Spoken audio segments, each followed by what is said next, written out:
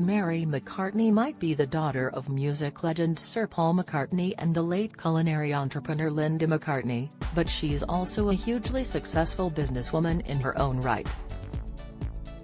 The 53-year-old is a portrait and fashion photographer, and has written a cookbook and hosted a cookery show.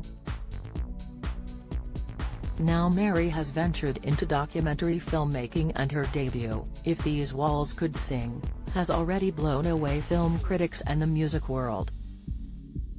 It celebrates 90 years of the world-famous London recording studio Abbey Road, where Mary spent a lot of time growing up, watching her parents recording tracks with Wings, the band Paul formed after the Beatles parted ways in 1970.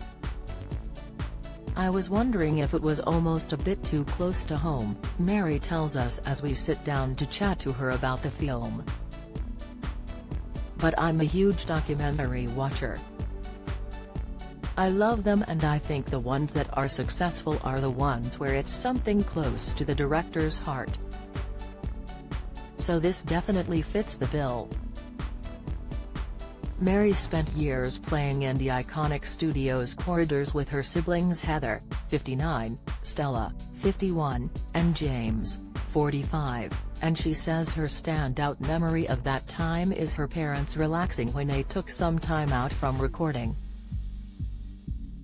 She recalls seeing Mum and Dad having a lunch break and they'd get us kids along to say hi, adding, "It's always a little emotional walking in there and reminiscing about past times." During the feature-length documentary, a black and white image of Linda walking her pony, Jet, across the famous zebra crossing outside the building, with Paul also in the shot, is shared with viewers. In the preview, Mary reveals that photo was the driving force behind her wanting to do the documentary. She tells us it was a reminder of how pioneering her mum Linda was as an animal rights activist and the creator of a vegetarian food company with Paul before her death to breast cancer in 1998, aged 56. "The picture of my mum leading the pony across the zebra crossing was something I really wanted to put into the documentary. Obviously she's not here anymore, but those things are a reminder of how individual and passionate she was for animals. She was a rule breaker in the right way." Mary adds, "A lot of the people still working there worked with my parents, and they pulled me aside and said, 'We really remember your mum and how inclusive she was and how great she was.' That definitely brought a tear or two to my eye on several occasions. When people were nice and went, 'Oh God, we really liked her,' she'd come into the canteen and have a cup of tea with us and have a chat. I kind of loved it, but also it made me sad."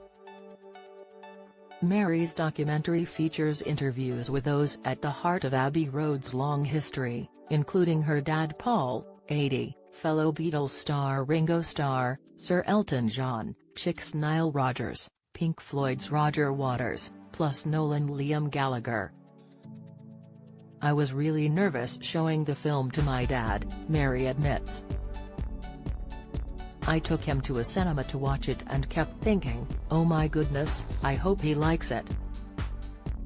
The next day, I was at an event and somebody said, 'I saw your dad and he was talking about the documentary for ages. It's somewhere he's really passionate about, so when he heard I was doing the documentary, he was really pleased and it made him think about Abbey Road again and a lot of the stories.'" Mary, who is mum to 4 boys, 2 with her ex-husband Alistair Donald and 2 with her current husband Simon Aboud, explains her dad spent a lot of time at the studio and that the Beatles broke the recording mold by starting their sessions later on in the day, often taking them through the night. "It was a lot of time at the studio. The recording process, people come here and there are closed-off spaces with no windows, it could be any time of the day. I hadn't realized the Beatles were part of changing the way of recording history, because as they became more successful, they were able to call the shots and come in a bit later and record later.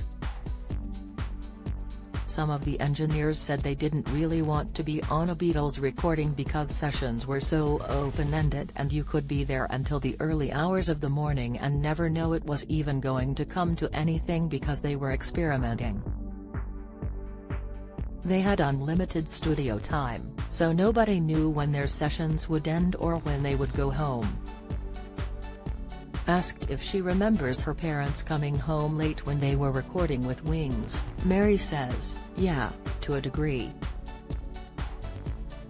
I do remember them coming home late, but we'd always wake up with them there. It didn't encroach on our family life too much. And also you grow up with it, so it is what it is, you're used to it to a degree." One of Mary's favorite moments in the documentary is a modern-day cut of her dad Paul, 80, crossing the zebra crossing, which didn't go as smoothly as planned. The bit where the car nearly ran him over on the zebra crossing, that was so funny.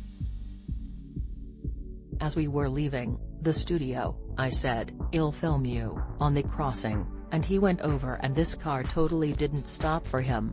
With what's sure to be a success in filmmaking now under her belt, Mary, who also has younger half-sister Beatrice, 19, from Paul's second marriage to Heather Mills, can't wait to get stuck into more projects. "I definitely want to direct more," she tells us. "I don't know what that will be, but it will need to be something I'm passionate about, like I am about Abbey Road." Follow Mirror Celebs on Snapchat, Instagram, Twitter and Facebook.